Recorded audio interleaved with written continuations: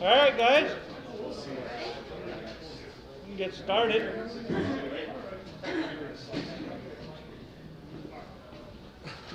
So, everybody might or might not know Chris, but Chris is now the president of the Las Vegas Fly Fishing Club. I can see my face now.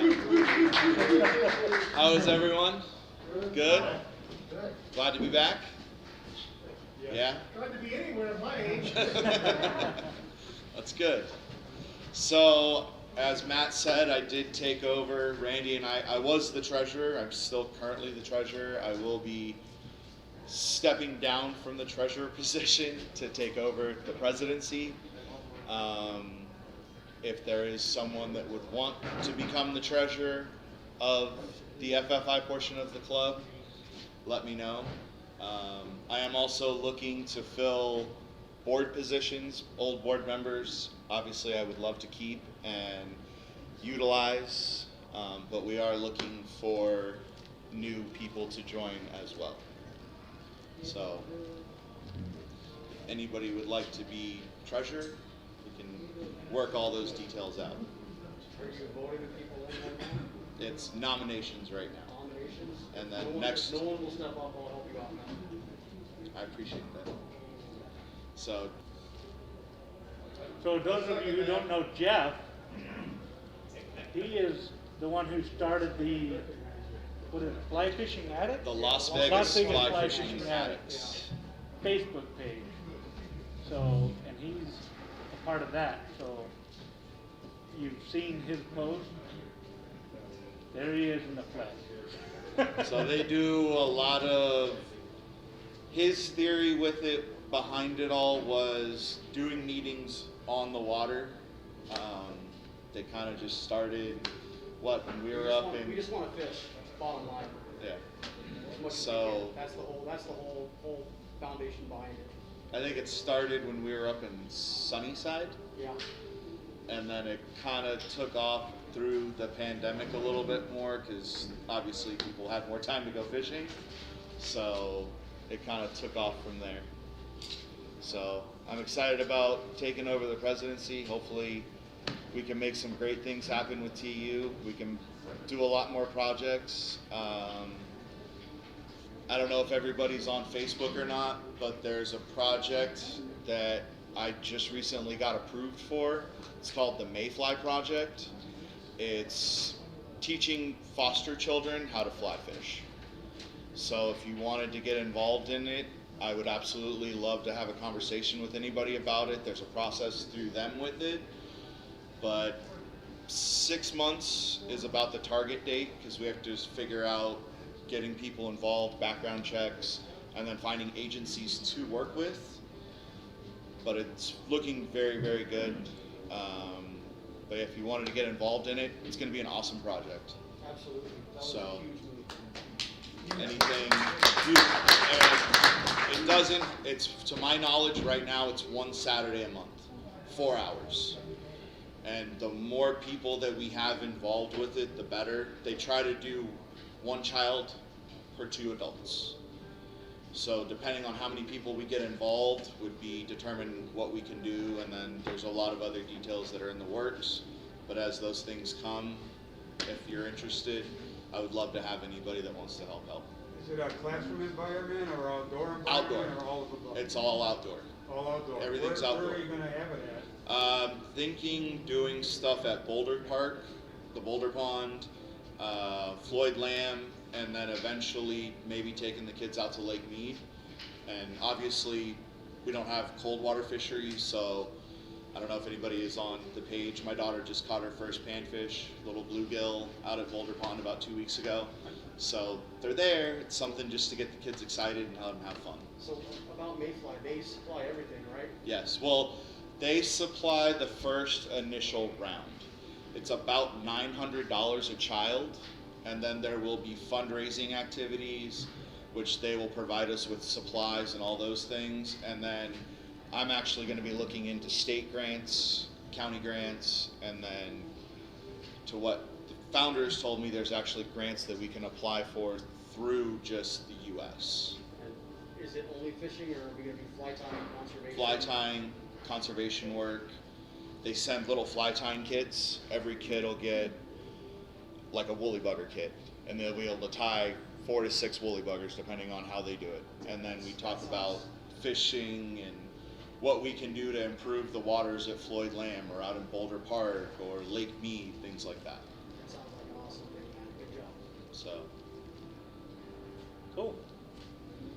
So, along with that, our TU elections are this month. So, the 4 executive board members are up for re-election every year, and that's myself, Vince, Ray, and Bill. I couldn't see your, I didn't recognize you behind your mask. So, if anybody's interested in one of those positions that's available, go ahead. Anything you would need help with, I'll be more than happy to volunteer, so. All right, cool. And then we have, I believe, 2 at-large members, one being Tom, and then I think the other one is Byron, is up for re-election. But if anybody else wants to join the board, we're more than welcome to have it. I'm not at large on membership. I know, but it's, But I mean, what I'm saying is though, is I was, my 3rd year was last year. so then I'm wrong. Yeah, I'm not up for election this year. Okay, so that's the same with you, so my Yeah, roster I didn't mean, get for 3 updated. years, they told me at one time, right? I'm not sure who's up then, cause I just saw 2019 and I thought, well, maybe, but that was because I must have been looking at an old roster. But we'll figure it out. So, is anybody volunteering to become on the board? We got one. You want it? You volunteering? I'm volunteering somebody else. I spoke with him, Juan, and was fishing with us Okay. a week ago, and he wants to be a member at large. Okay. So, I'm not sure who the at-large are up for re-election. We'll figure that out, but is everybody okay with the existing TU executive board being myself, Vince, Bill, and Ray? All in favor?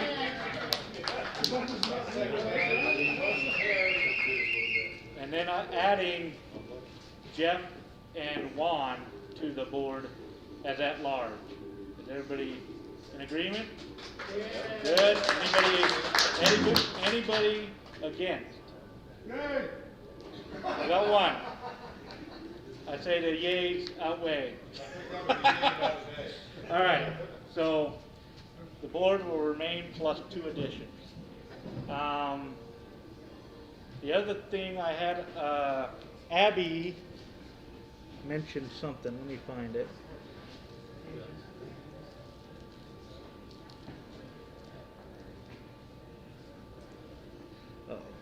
If you need to stretch your legs, we are selling tickets for the raffle.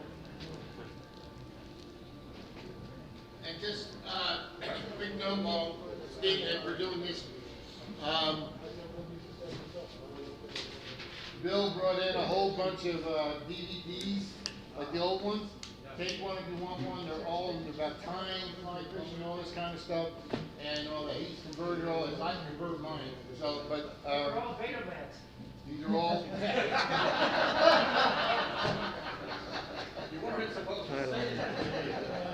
So if you want any, help yourself, they're free, just take one. All you want, all right? They'll be back on the counter.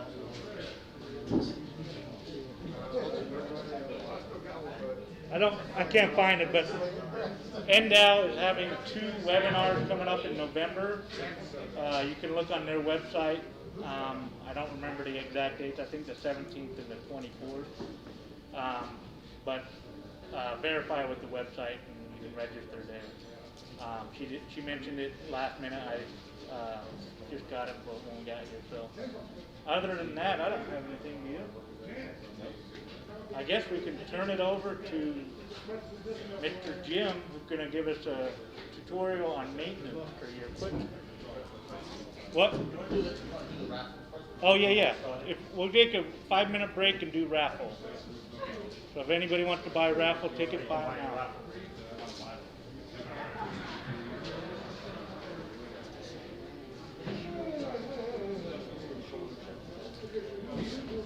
How are you? I didn't see you come in. That's okay, you're allowed to do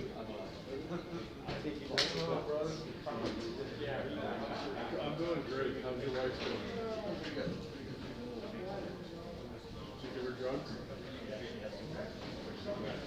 Did you go to the high school? That's where you get good. Did she fall?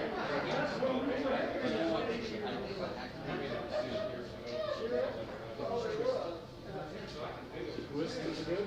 Yeah.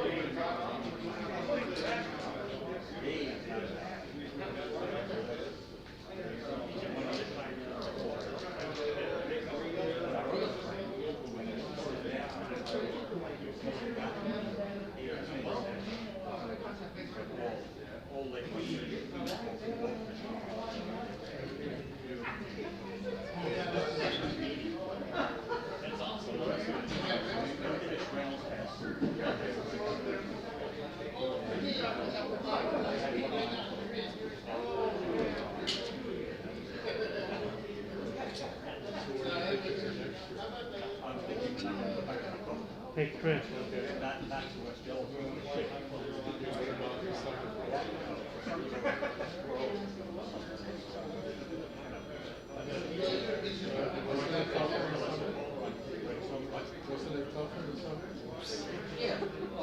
I mean, I'm 6 feet over.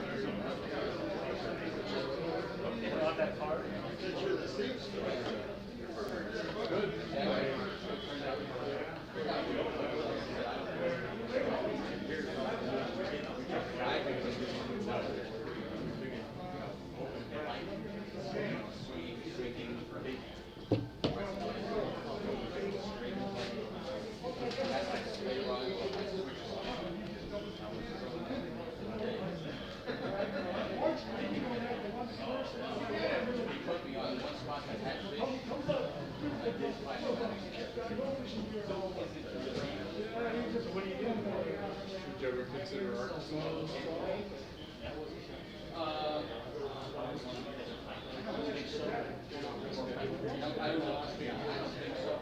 See, my business partner owns 2 new cabins there. We could get it cheap.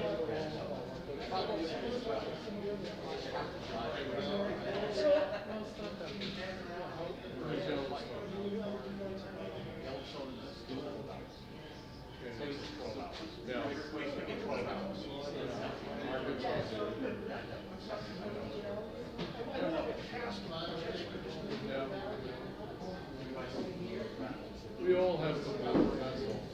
We just gotta move. Good luck, huh? Okay. So, yeah, I'll message you. If I could move, do I have to take my wife with me?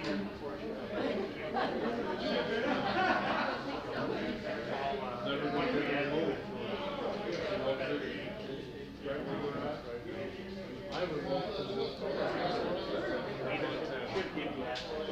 My son is in Montana. We have 2 grandchildren there. We got his wife there. And I love it there. My daughter is in Iowa. And we have 2 grandchildren. My daughter and her husband. I'd be happy going to Montana. I don't want to go to Iowa.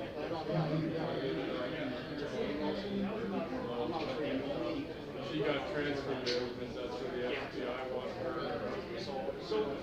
But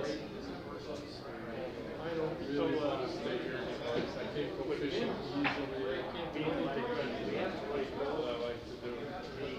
But happy life is a happy life.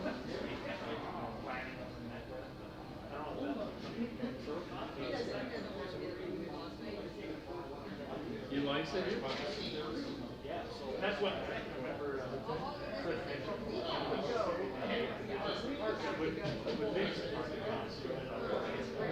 I like to fish in Southern Utah once in a while. I don't want to be there all the time. I'd much rather be up in Montana than just with my grandson. I took my grandson, who's 11 years old, shooting last year with a gun. He shot 440 bullets and he never missed the target. 11 years old. That's a natural. It is. It's great. And I took him fishing. And he did very well with that too. And I took him fishing with a regular rod on the boat. And he did very well with that. He's just fun. He's 11. No, 7 years he's going to be 18. So my son lives there. He's great. You know, when I was younger and I worked, I hardly got to spend time with anybody because I was working in Trout. My wife said we didn't travel that much. Just the fact that I had from Northwest Airlines that I told her, it says thanks for flying 3 billion extra miles to Northwest Airlines. And then I got one from the United States. Thanks for flying 2 billion extra miles. These weren't the miles that you get for programs. That's actually. She loved the thing because, you know, she got the flight rate and she wanted to go with free tickets. I'd like to do it.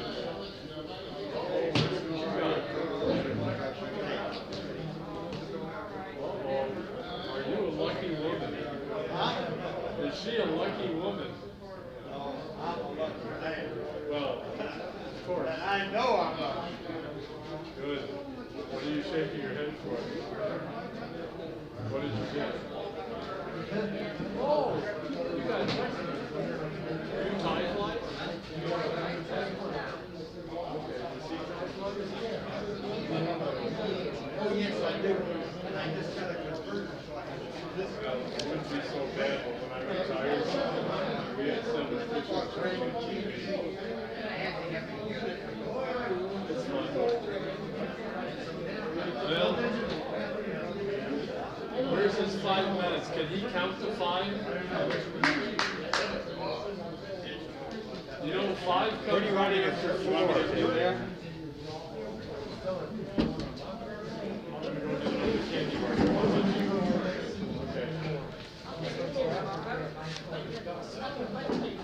Thicker bars are good for you. You guys want a thicker bar? Thicker bar? Okay. Get a bag of it. Yeah.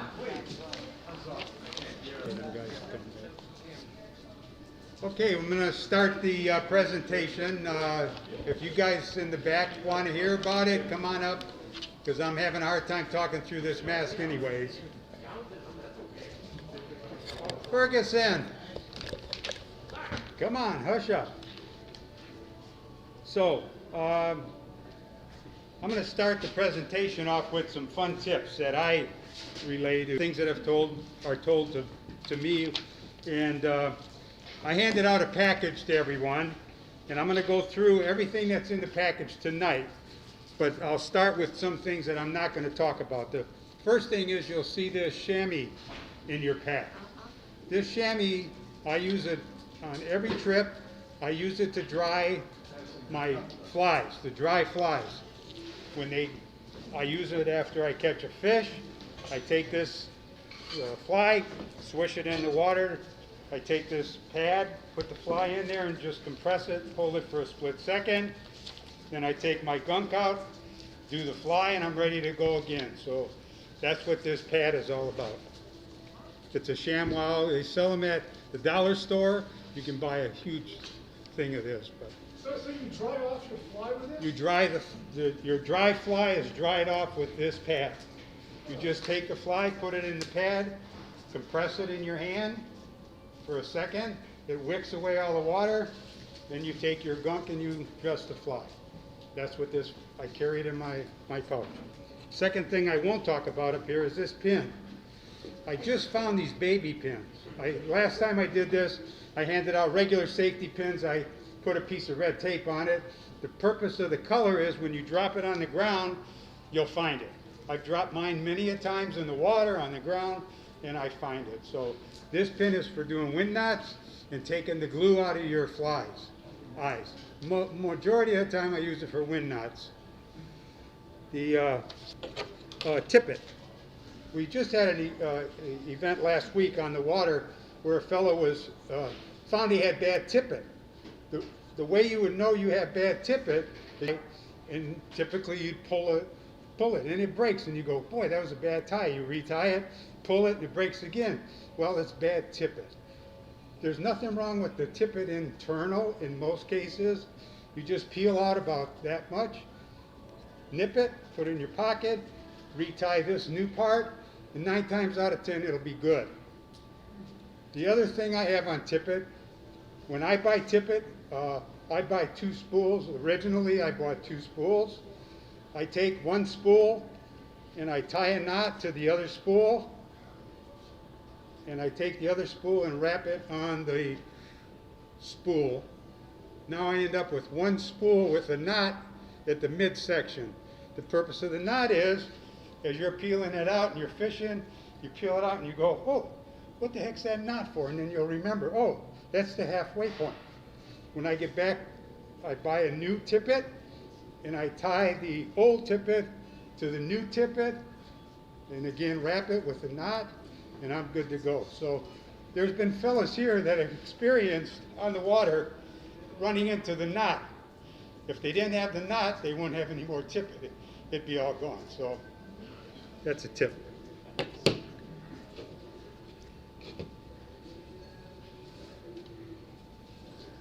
When I do after I'm all done with this presentation, my rods go away for the winter in most cases. I always tie on a new leader, and what I do is when I finish at the end, I make a loop in it and put a piece of masking tape and I write on it 5X, 4X, 3X, whatever X tippet material I use, I wrap it on. It not only helps me find the end of the line in the spring, I now know and remember what I have on there. So that's something I do.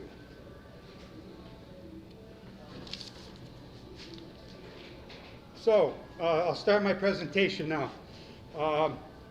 There's many ways to accomplish what I'm going to tell you. This is just the way I do it.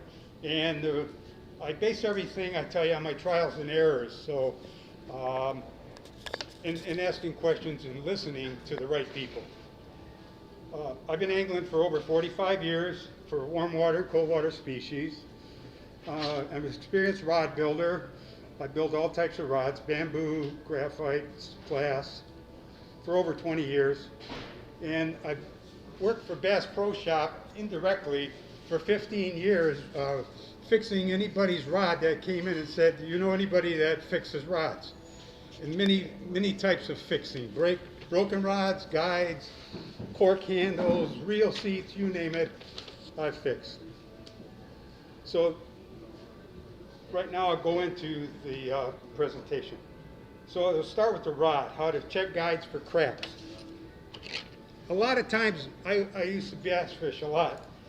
In bass fishing, pike fishing, saltwater fishing, where they have this type of guide, most of the saltwater has stainless steel guides. There's in your kit I gave you, I have a little Q-tip. The purpose of this Q-tip is on your guide, usually the stripping guide and the first guide, stripping guide, first guide, just take your Q-tip and run it into the guide. If that guide is cracked, that cotton will stick into the crack, and you'll know you have a cracked guide. That's the only way I know other than visual, and visual is pretty hard with the black guides. The gray ones are a little easier to see, so you just take it and just swish it around, and I guarantee if there's a crack in that guide, this cotton ball fiber will stick into it. So that's what this is all about. Next thing I do, if I have a bent guide, a lot of people bring their rods to me. These are their guides are stepped on, or somewhere or another they get bent. They're very pliable in most cases, except for titanium ones. They're really hard to rebend. All you need is a pair of needle nose pliers. You do not use the serrated part of the pliers. You use the flat part of the pliers. You just take the flat part of the pliers, put it on the guide, compress it, and you can pretty much bend that guide any way you want to do it. The only thing that might happen, first off, the guide would break if it's very old. Very rarely do they break, but if they're very old and rotted, rusted, they'll break. Or the material here that holds the guide in place will chip and crack. And usually that's where I come in. I can fix and repair that. But typically you just take the non-serrated part of the needle nose and you can bend that guide any way you want.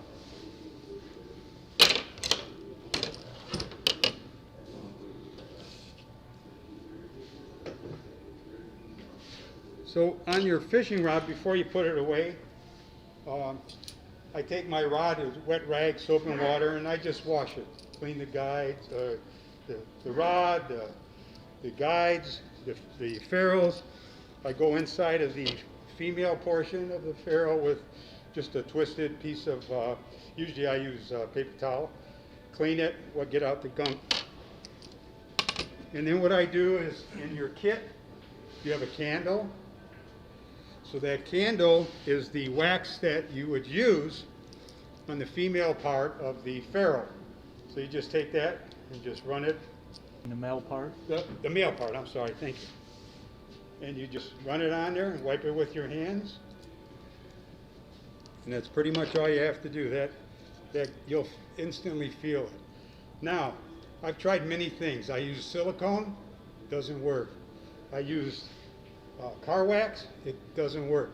You'll feel the grit in all of that is what will happen, and 9 times out of 10 the ferrules will stick and they won't come back apart. So you only want to use candle wax, or Orvis sells ferrule wax that you can use also. Now, if you have a stuck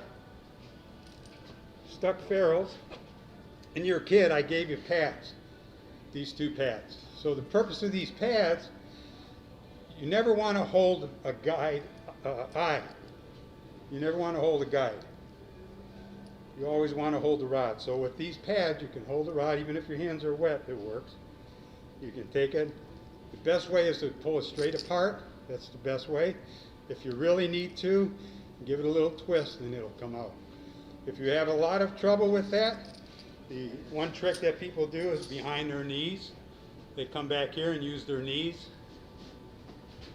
bend down and put the pressure on and pop it out. Now, if you can't unstick your guides, and we've had it, Vince has one right now, unfortunately it's glued. We couldn't get it apart, but Ed McCormick, at one time we were up at the ranch at Minersville, and his rod stuck. We fished for 2 days, he left it apart. He left it together. We could not get that rod to come apart.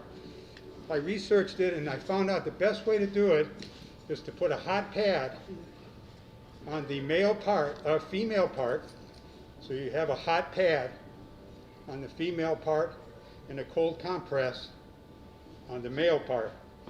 And just let them two soak. We put it on the table over in the ranch house. We still couldn't get it apart. I put it under cold water. I still couldn't get it apart. The next morning I went back to it, lifted that rod up, and it came right apart. I can't explain that, but that's all I can tell you about unsticking ferrules. There's another trick, and I hesitate to tell you, but it's the last resort. I was going to do it with Vince's, but I didn't.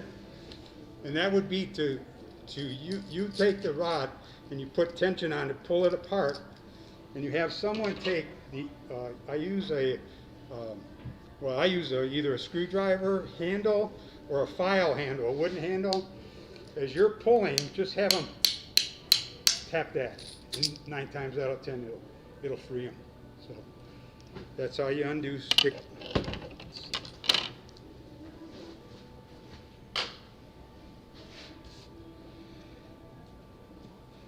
Okay, the next thing we're going to talk about is this handle. This is from this season. This is a 6-weight rod. I only use it on a few streams, but you can see how dirty the handle is. I'm going to clean this handle right now in front of you. I use a paper towel. As you wet the rag, don't soak the handle. It'll absorb water and swell. So I wet this with it. This is 70% alcohol. I take it and I wet it.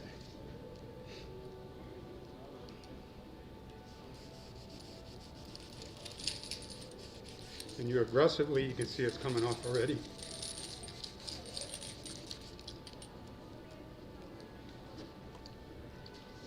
You just get it drunk. Huh? You just get it drunk. Just get a what? Drunk. Oh, yeah.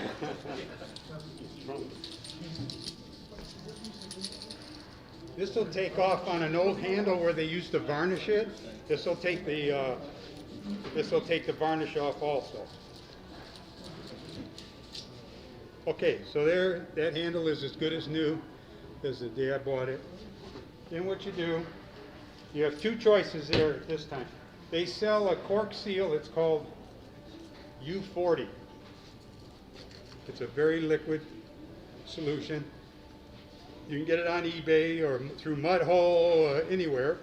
Where'd you find it, Bill? Amazon. Okay. U40. I use U40, or Scotchgard works just as good. Again, don't spray it on the rod. Spray it on the rag. And this waterproofs it.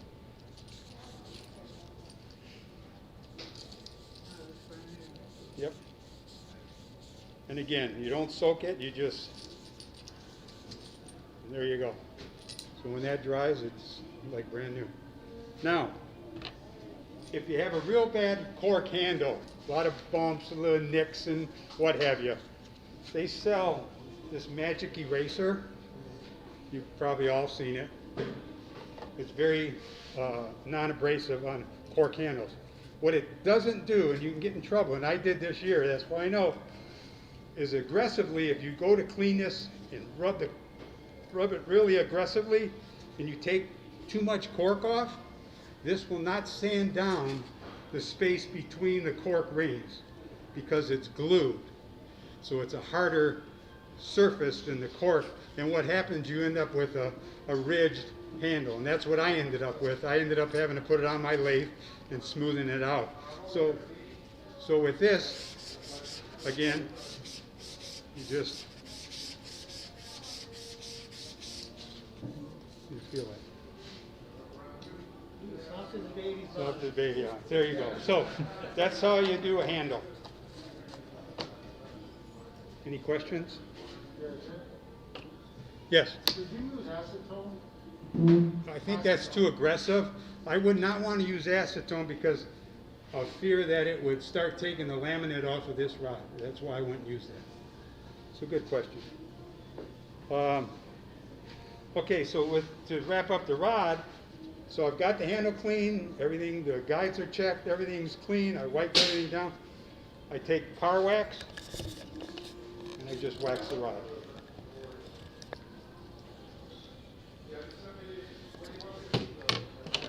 And it doesn't hurt to put it on the guides. You don't have to spend a lot of time, you just put a nice coat of wax on there.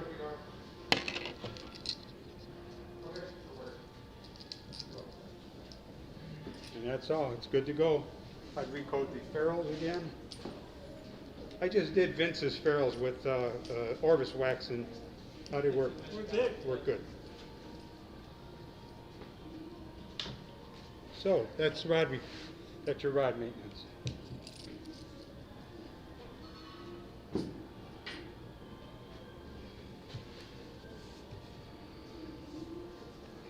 This product, if you buy it, is U40.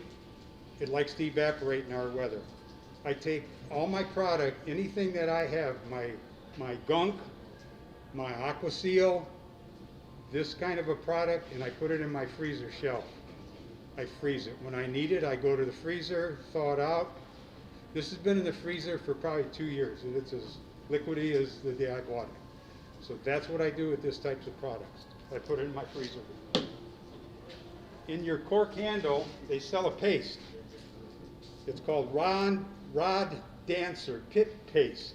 Again, you can get it on Amazon. Rod Dancer. This pit paste, I have, because I work on rods, I have cork shavings that I've sanded. I keep in a little vial. I'll mix this paste, which you can see the color, with this. I'll mix those filings with this paste, and I'll fill holes, let it dry, and then I sand it out.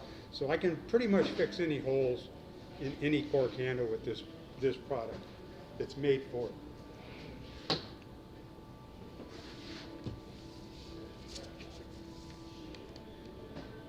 So now we'll move to reels. I have 2 reels here. This reel here is called a friction reel.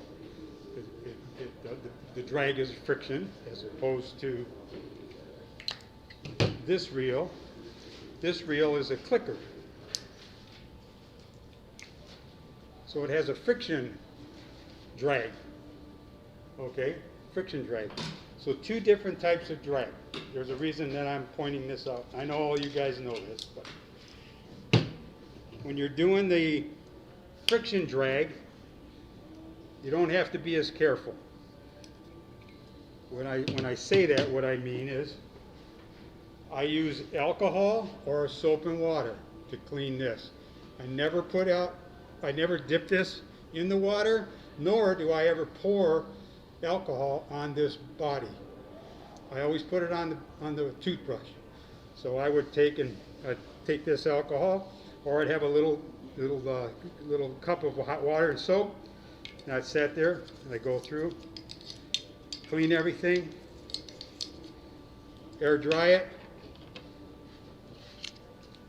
They sell this glue, they sell this grease at any auto parts store. It's always on the counter and it's in bowls. It's $1.25. This particular one is for the light bulbs. Why do I like this glue? Or I keep saying glue. Why do I like this grease? This grease is waterproof. That's why I like it. And it's a good grease. So I take this grease, it has a little, You just cut this in, and there's a little tunnel there that the grease comes out. I put it on my finger, and I go in there and I work it on all the parts inside of the reel. And if I want to get inside of there, I would put it on my brush and just dab it. I would do the pawl, both male and female, clean them, and that's pretty much it. I wipe everything clean after I'm done. I don't leave any clumps of grease in there because it'll harden on you. And that reel is pretty much done. What you don't want to do on this reel, any reel, is get suntan lotion on the fly line or insect repellent on the fly line. It'll turn it to mush. It'll degrade it. So that's just another tip something you don't want to do. So you want to be very careful when you're putting suntan lotion on that you don't get any on your fly line. So when I do the friction drag one, I do the same process. Everything's done. Nothing's sprayed on here. Everything's done with my brush or a little piece of paper towel. I clean out the inside, I clean this body here, and then the caution I want to put out to you guys is if you spray this body with silicone, which a lot of people do, and I've done it myself, that's why I know. I've sprayed it, shook it and wiped it, went fishing, and I make my cast, and the friggin' reel 3 spools. Okay? And I go, what the heck's going on? I reel it in, make another cast, 3 spools. I can't figure it out. I figured I ruined the reel is what I thought I did. I got back, I called Orvis up, talked to them, and they knew exactly what I did. And he was right. I sprayed silicone into the friction drag is what happened, and I lubricated it to where I shouldn't have, and it caused it to free spool. So if that happens to you, Grease on the brake. pardon me? Put grease on the brake pad. Put grease on the brake pad. So he told me, next time that happens to you, just take the reel, put it in the water, and wind it up. Just wind it up, swish it around, wind it up. So I took that reel that I had that was bad, put it in water, and I did exactly what he said, and it worked fine after that. But that's the caution I wanted to throw out there for you guys.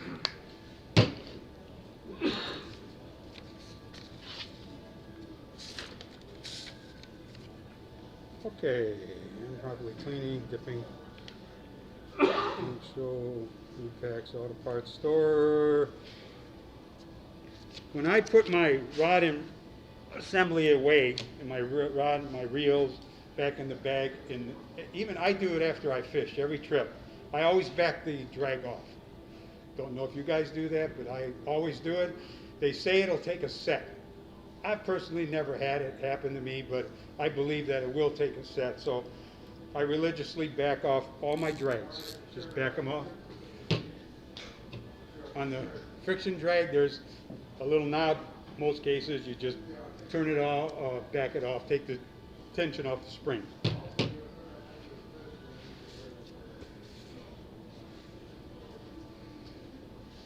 I'm going to pass around these 3 little pieces of fly line.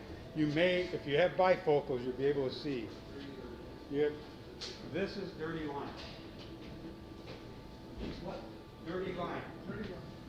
Dirty fly line. Now, I would never know about dirty fly line. There was a fellow that used to be a member of us, his name was Bob Bean Blossom. He was a master caster, fully certified, blah, blah, blah, blah. I happened to be fishing with him. No, that's wrong.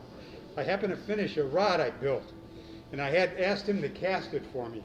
He took it, and he made some casts, and he handed me the rod back, and he said, the rod feels fine. He said, but your line is filthy. So I take my line, I'm looking, I said, I don't see it to be, it's not dirty. He said, no, it's cracked. Those little pieces I handed to you, that line is cracked. You can't, unless you have bifocals, see the cracked line. So it pays to, on your old line, get a magnifier out, strip off that first 30 feet, and look at it. And if it's old, you'll see it's cracked. It's time for a new line. He could feel the friction in the guides when he cast that dirty line I couldn't. So it's not so much dirty as it is cracked. It's cracked, that's correct. I shouldn't say it, you're right, Bill. I should call it cracked line, not dirty line.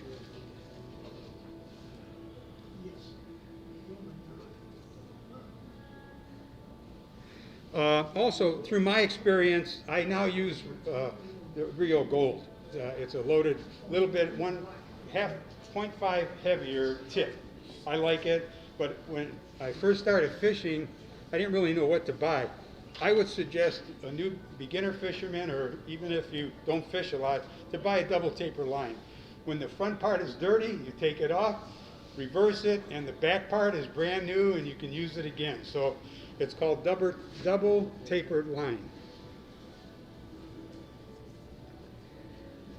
Jim, Yes, on cracked line, yes, is it age that cracked? yes, it is, it's aged, yes. And it could be that it just was in the sun too much. You know, if you use it on your boat where it's on your boat all day long, yeah. The same thing with that, when I explained about the tippet. You say, well, how can tippet go bad? I got it in my garage, or in my vest all the time. And that. When you take it out, it's being exposed, whether you know it or not. You'll sit there and play with it. Some guys wear it on their vest, the sun rays hit it. Some guys, like me on my boat, I have it in my pack, which is, again, it's sitting out in the sun. So that's what hurts this fly line and fishing line. Jim, what would you say the average life of a fly line is? It depends on where you keep it. I keep all my reels not in my garage. Anything with line, I keep in my house. It's temperature controlled. So I get about 3 years out of a fly line. I just gave Stuart a 3-weight line because I trimmed that back, but it was still okay. But that's the reason. And so that was about 3-year-old line. You probably thought, well, this is a great line, and it was still a good line. So I get about 3 seasons out of a fly line. How many days a year do you fish? A lot. Yeah, I do a lot. Put loose line. Okay, so we're going to move to cleaning fly line. I was told about this Kel, K-E-L, pure silicone by Steve White. You guys, some of you may know Steve White. He used to be in our club. Again, he was a master caster. Is that what they call them? Master casters? Or, I think so. Yes. Yeah. Certified casters. So Steve White put me on, and a lot of us onto this product. You can get it on Amazon. I just bought 3 cans. There's 2 in the raffle. I purchased one for myself. They're $14.83, $15.05 with tax. So it's not cheap, but it's the best product for fly line. So what we do, I like to take my fly line and I tie it to my mirror on my car. Okay, I just tie it to my mirror, and I let's see if I can do it here. So I tie it to my mirror.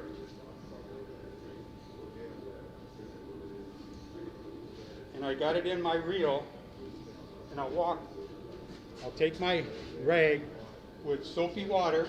You can do it 2 ways. I'll explain the first way. Take a rag with soapy, warm water, not hot. I used hot water one time, and I took the coating right off of the fly line. Don't use hot water. Use warm water with soap. So I tie it to my mirror. I'm on my reel, and I pull it out, cross the street to my neighbor's house. They think I'm nuts, and I wash it. And I take and I reel it in, reel it in, reel it in. Same rag, clean it, clean it, clean it. Okay. And I take a dry rag and I do the same thing. Then I take my silicone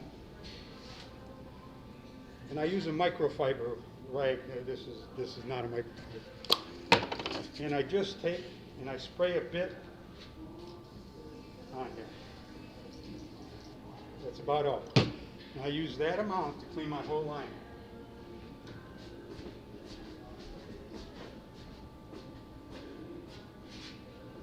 Just keep a little bit of friction on your hands. And I'm reeling, I'm not doing what I just did. I'm reeling this in. How long does that take to dry on your line? it's almost instant, Byron. It really is almost instant. So look at the stuff I just got off of this line, just messing around. Okay? And the other way to do this is in a bucket. I'll sit in a chair and I'll have a bucket in front of me and I'll strip my fly line with this rag in my hand. I'll strip it into the bucket, then I reel it back up. What you don't want to do is take this fly line and walk in your garage. That's what I did the first time. So I would take my fly line, walk this way, it's on the garage floor, walk that way, and I go to pick up and clean the line, walk it back, let it dry, and I'd reel it back on and I'd end up with a lot of lint in my hand because the friction you're creating when you're wiping this line attracts all the lint. So you don't want to do that. You want a bucket or this method I just told you about. And what is that you're putting on it, you're spraying on? I just sprayed this silicone. Just any kind of silicone that you like, that particular? 100% silicone? Yes, 100% silicone. Pure silicone. And you buy it at Amazon, right? Amazon, it's on the paper I was handing out. We can put it on our website. Yeah, we'll put it on the website. Amazon. Matt will put it. Paid, I think it was, $8 or $9.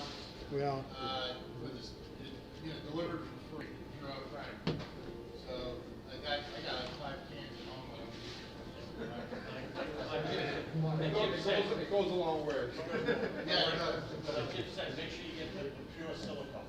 Don't get anything that has any other chemical. okay, so the next part I'm going to talk about is, Jim, do you apply that to a brand new line or just only after it's been used? you can apply it to a brand, it has no effect on the fly line, so yes, you could put it on a brand new fly line. That's what Steve usually does. He lives over in California.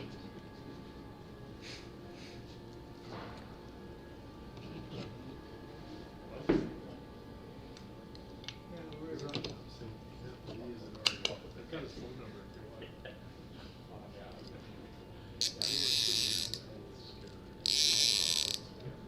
Okay, so I've been on many guide trips, and I always watch the guides and what they're doing, how they set me up. 9 times out of 10, like our last trip I took, brand new 4X, I nail knotted it to my fly line, and the guide says, "Let me see your line." I knew exactly what he was going to do. He took his nippers and he cut my friggin' fly line, took my 4X, put it in his pocket, brand new 4X, and he ties on this thing. And I had forgotten, Bill showed me this years ago, and I had forgotten about it. Because for me anyways, and maybe some of you guys, after a year of fishing, I will wear a fly line tip, the end, to the point where it cracks and I'm into the nylon internals of the fly line. It bugs the bejeebies out of me when that happens, because now it's wiggly, it just doesn't work well. So I used to just tie a knot on the end, put a loop in there and, put my leader on it and go fishing. Well, somebody, Peter, seen me and he said to Bill, didn't you show Jim how to do that? And Bill showed me. So that's what I'm going to show you here. The guide just recently, 2 weeks ago, we were on a float trip, or 3 weeks ago, and this is what he did for me. There's 2 ways of making a loop. First off, you can buy a line with a loop on the end, that's normal. Or, next thing you can do is nail knot your leader to the fly line. There's a nail knot, you all know about nail knot.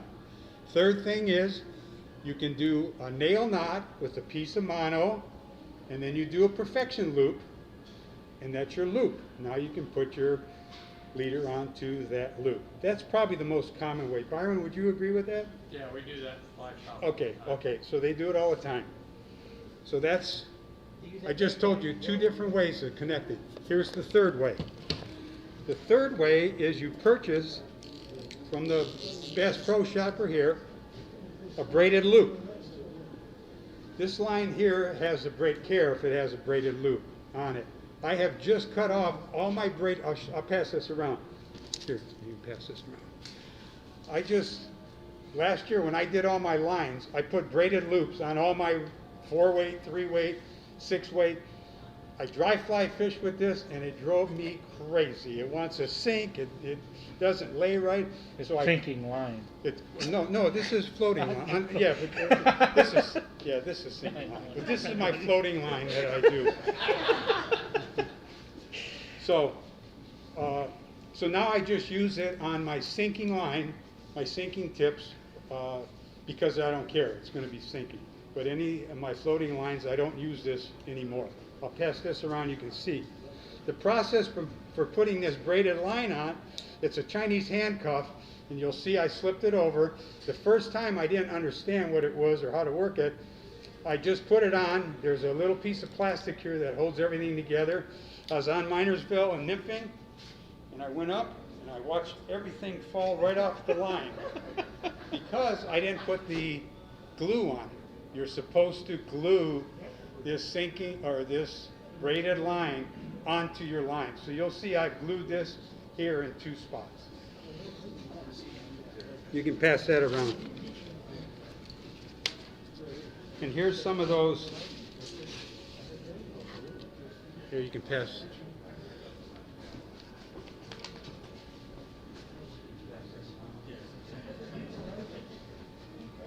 So those little pieces I pass around, you would nail knot to the fly line, and you do a perfection loop on the other one. Okay.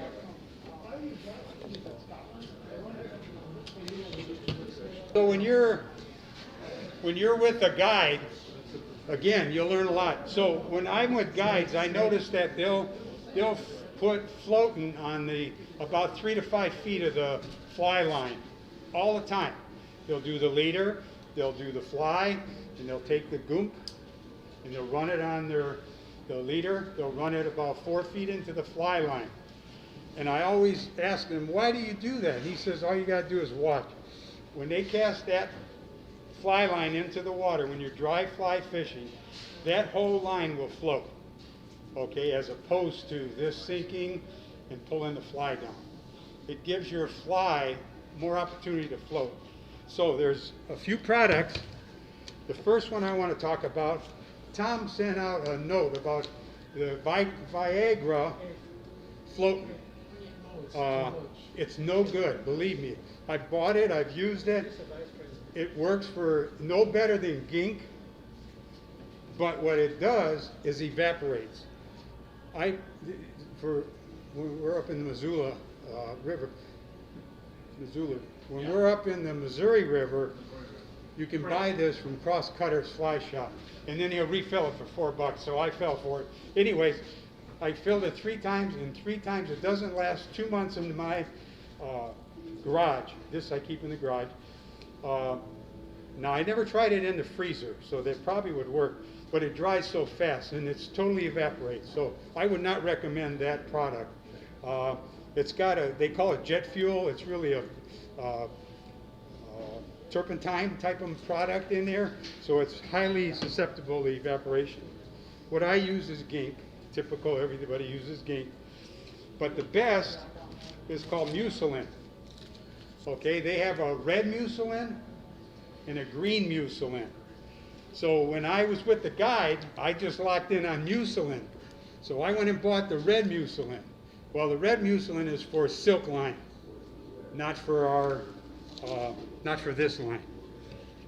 So not for this fly line. But the guides tell me this works just as well. This is the best product. The problem with this, again, in our temperature, it melts. You can see this bag is just full of this mucilin in there because it turns and liquefies. So you can use it, or I use gum. It works just as well. And again, I run it from the fly at least 4 feet into the fly line.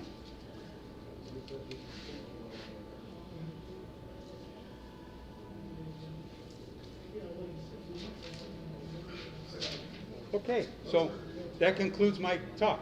Any questions? All right.